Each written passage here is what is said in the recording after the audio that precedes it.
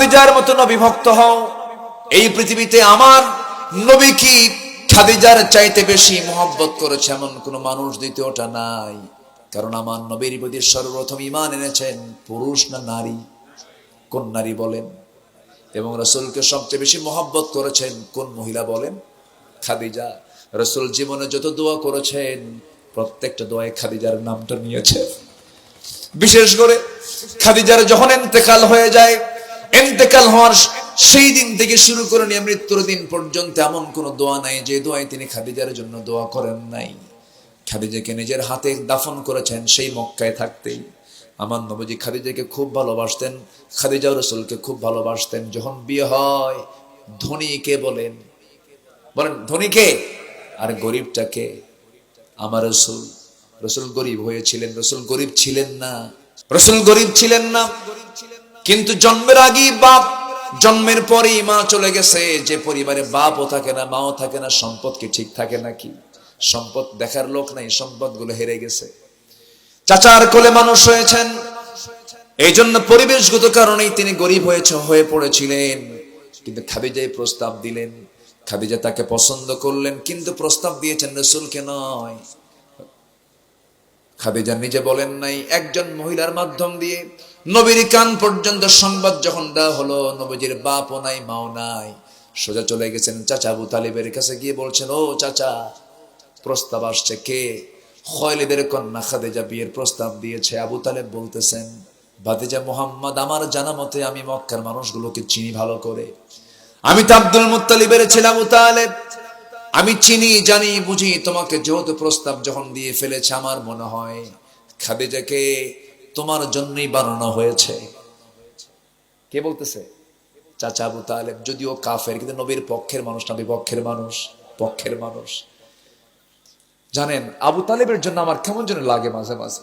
আরে রাসূল তাকে ভাষা শিখিয়েছেন, ব্যবসা শিখিয়েছেন, বিয়ে করাইছেন, জেল পর্যন্ত খাটছেন, কিন্তু এরপর আবু তালেব জান্নাতে না জাহান্নামী? কি নাই? কি নাই বলেন? কি নাই? খুব আফসোস লাগে আমার মাঝে মাঝে এই কথাগুলো বলতে নিয়ে। এ আবু তালেব বললেন, মুহাম্মদ, কোন চিন্তা করো না, চোখ বন্ধ করে তুমি রাজি হয়ে যাও, বিয়ে করে ফেলো। বিয়েটা হয়ে গেল।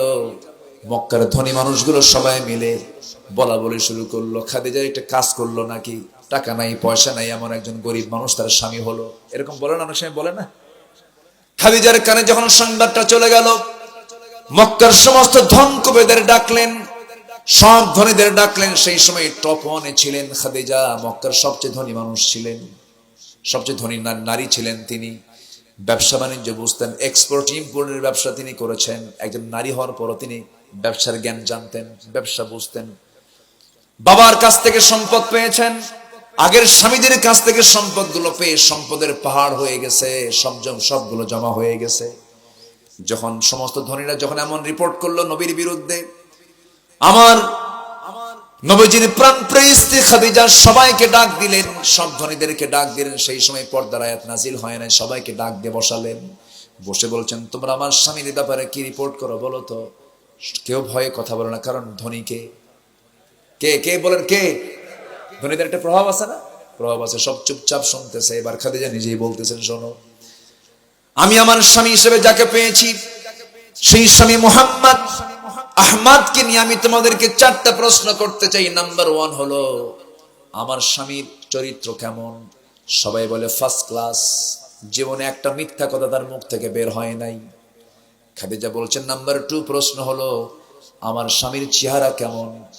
আমাদের জীবনে মুহাম্মাদের মতো সুন্দর চেহারার মানুষ আমাদের দ্বিতীয়টা চোখে পড়ে নাই। নাম্বার 3 প্রশ্ন হলো, আমার স্বামীর বংশ কেমন? এই আরবে সবচেয়ে শ্রেষ্ঠ বংশ বলতে কুরাইশ বংশ কি বলা হয়? তাহলে এবার নাম্বার 4 প্রশ্ন হলো, আমার স্বামীর সম্পদ কেমন, টাকা পয়সা কেমন? এবার গলা ঝাড়া দিয়ে সবাই মিলে বলতেছে, এই জন্যই তো মানা করছিলাম, টাকা নাই পয়সা নাই। এবারে খাদিজা বলছেন, শোনো, আমার স্বামীর 1 নাম্বার গুণ হলো তার চরিত্র ফার্স্ট ক্লাস। তোমরাই বললে তাকে আল আমিন বলো, সাদেক বলো। এই বিশাল বড় তার চরিত্র, এটা টাকা দিয়ে কেনা যায় না। নাম্বার 2 হলো চেহারা সুন্দর। এটা নিজে অর্জন করা যায় না, এটা অর্জনের কোনো বিষয় না, এটা কে দিয়ে দেন? আল্লাহ দিয়ে দেন। নাম্বার 3, বংশ কোনোদিন কিনে পাওয়া যায় না, বংশটা এটা আল্লাহর ফয়সালা। আমার স্বামীর বংশ সুন্দর, আমার স্বামীর চেহারা সুন্দর, আমার স্বামীর চরিত্র ফার্স্ট ক্লাস সুন্দর।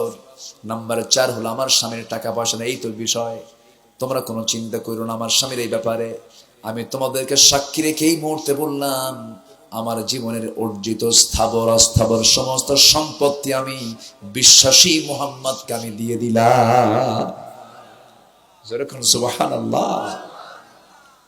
এই ভক্ত ছিলেন তিনি, স্বামীকে খুব মহব্বত করতেন। স্বামীকে মহব্বত করার দরকার আছে না নাই?